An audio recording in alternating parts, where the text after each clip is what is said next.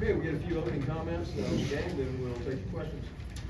Well, I open with a lot of respect for Kent State going into the game and just as much respect coming out of it. You know, I thought they were really a good football team, very disciplined, very physical, really good brand of football. I always tell our kids, when you turn on the special teams tape on Sunday, you find out who you're playing.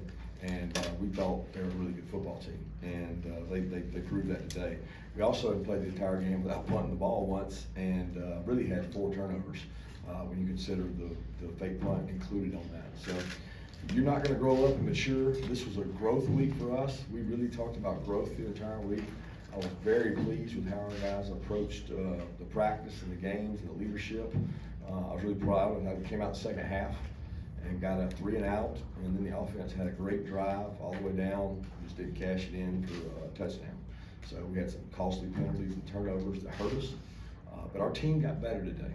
And that was the key for me to say, did our team get better today? And I can honestly say we played a good opponent and we got better without opening up. You said during the week that you needed to work on your composure muscle of the team. Did that happen today? Ooh, a lot.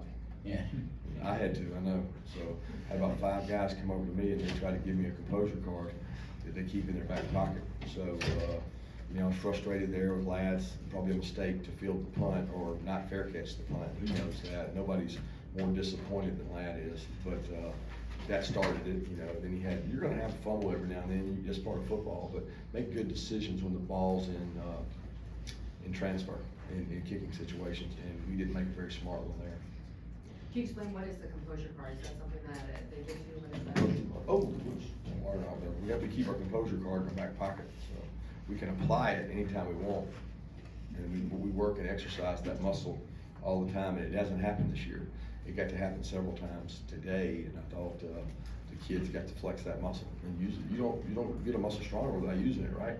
So we certainly got to use it today. I probably need to work on mine for sure. How did you feel like your conditioning held up in your first 4-quarter football game? I was good. I mean, we worked really hard Monday, Wednesday, sometimes even Thursday with the conditioning level. It was probably a little hotter out there than maybe the players expected.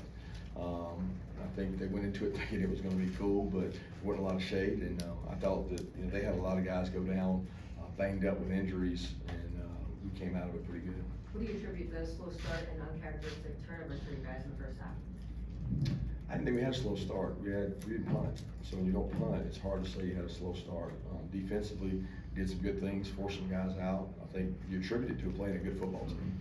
You know, games aren't easy. I think you guys may have a preconceived notion of a team, but we had the actual tape, and I had a lot of respect for them. I really didn't think we started slow. I thought we kicked some field goals where we need to score touchdowns. Kirby, what was your impressions of Bear Alexander and some of the other guys with Jalen out? Well, I can't. I had to see it. You know, like I saw he made the play, batted the ball in. There were times I didn't even know he was in there. I knew he played more snaps today. He practiced his best week of practice this week, so we felt like he was going to be able to play more snaps. And we thought that if they drove the ball on us and they went tempo, we would need to play more guys. And Trey did a good job rotating those guys through. Then Bill Norton got to play a few more snaps today, so that was good. We're increasing our depth. What do you say to Lad when he's having such an uncharacteristic game? Just love you. You know, I was upset with him there. Really, I was more upset after the punt, not the fumble, because the fumbles happened, but the punt was more decision. You know, the fumble was something else. But there's nobody that feels any worse than Lad, right? And we need Lad. We're going to go where we need to go. Lad's a big part of our offense. He's a big weapon for us. And he's also, you know, people don't know he's dealing with a foot injury, so he's not able to practice the same volume. So when you don't practice whatever your reps is, or 50 reps in practice, and he gets 15 or 20, you know, he doesn't get as much ball security work. He doesn't get hit as much. So we got to do a good job making sure he can practice, and we're not asking him to do too much. Kirby, it looked like Kenny got banged up. Do you have any update? He had a thigh contusion going into the game, and he said he got hit on that same thigh again. They did a good job of tackling. They chopped us some. Several guys got hit, you know, low on the tackles there, and they did a good job of being forceful with it. And we had a couple guys we had, I think, 3 or 4 guys coming out of the last game with thigh contusions, which Kenny has that as well, but we think he's going to be fine. Kirby, Brock had 2 more rushing touchdowns. Just how dangerous does it make your offense when you've got him wherever you can line him up on the field, you can hand it to him or throw it to him? Yeah, what a weapon he is, what a tough character he is. He makes you defend the whole 53, right? So when he comes in motion, the expectation is I got to stop the sideline it loosens them up inside for some softer runs too. You know, when you run for 250 and throw for 250 or something like that, you're doing something right. I know you don't see, you can't look at the big picture in college football, but is there a player more dynamic right now than Brock? You just said it. I don't know that there is because I don't get to see it. You know, I don't feel like I've seen many games this year, but it's hard for me ever to do comparison. But what he does, I don't think people understand what an incredible blocker he is, and he doesn't get to do that much. The other incredible player out there is Darnell. You know, if you go back and look at Brock's biggest plays this year, Darnell's been a big part of that, and I was so proud and happy to see him. You know, the first play of the game, he's wide open, and the play was to go to him, and Stetson took a shot, being aggressive, and Darnell was there. The very next play, Brock gets a touchdown, and Darnell celebrated. He's the first one in the end zone to go celebrate with him, and his block sprung him. And again, Darnell's blocking combined with what Brock does on the perimeter, and even the catch Darnell made today was pretty incredible. So the package of those two, they complement each other really well. 3 rushes, 3 touchdowns. When are you gonna move him to the running back room? I don't know. He's practiced there. He's had to because we've had concerns there at back in terms of staying healthy. But he can line up and play about anywhere. What does Dejon Edwards continue to show you at running back? Toughness. I mean, he's the one guy now consistently that breaks tackles. He's hard to tackle. He's low to the ground. He's like a ping pong in there and just keeps going. I thought his run game really came through for us in the end when we knew we had to run the ball. They knew we had to run the ball. He's an incredible toughness guy, and just he works every day really hard. Where would you like to see your defense improve from this game, you know, giving up only 10 points in the first 3 and then 22 in this one? Where can they grow? A lot of places to improve. The same places we could improve when we gave up 10 points. You just didn't see it. You know, they did a good job in the RPO game. We didn't leverage the ball properly on the sideline twice. They had 3 first downs at halftime, but we had a slow start. So I take it that we did our job. We just got to keep improving. How many kickoffs has Nolan Smith caught this year, and will you be telling him to fair catch the next one? I was holding my breath on that one, but I was proud of him because he says that he doesn't have the best hands out there, but he did catch that one, and he even got a little extra return yards. So he'll be showing his kids that one for a long time. He stays out extra and catches kicks each week, so that's why we do what we do. Stetson, first snaps in the fourth quarter of the season, how big was it for this offense to see them get a touchdown on the penultimate drive and then run out the clock there on that final drive of the game? It's good. I still think we need to see a real, drive of what's like, we got to go win the game. That was more of a protect the lead maybe kind of drive. But I felt like he played better kind of as the game went on. He had a couple passes that he wishes he had back early. He missed some guys, and that's frustrating for him because he wants to be perfect, and we don't ask him to be perfect. We ask him to be the best version of himself. 2 straight weeks, coach, the other team's faked a punt on you. Yeah. How concerning is that right now? Well, it ain't concerning. I mean, I'm concerned every week by a fake punt. When you're a heavy favorite, what does the other team think? Yeah. I got to steal a possession, right? So what do you work on all week? Can't steal a possession, and we spent just an enormous amount of time, and we were actually in our prevent the fake call because it was 4th and 1 or inches, and they did a good job. We had somebody lose eye control, somebody had him man and missed him, and you got to do a better job. It's unfortunate because the defense deserved to stop there, but we didn't stop it. I think one of the players mentioned that part of the post-game message was it's not always as bad as it seems or something like that. What was that kind of like from your perspective, and how does that play into the standard is the standard kind of mantra y'all have? Well, I don't know, I didn't talk anything about it's not as bad as I told them I thought they played really hard and really physical, and they played a really good football team. And when you're honest with your team, they believe you. Like when you walk in on Monday and you say, hey, this team's really good. They might be better than when we played. We got to practice well. And then they go practice well. They listen.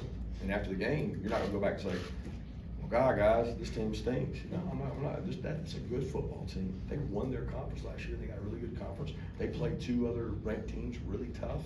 I mean, I got a lot of respect for Kent State and the coach and the coaching job they do. So I'm not down about where our guys play. If you turn the ball over 4 times, you're going to be in ball games like that. So we got to prevent that first.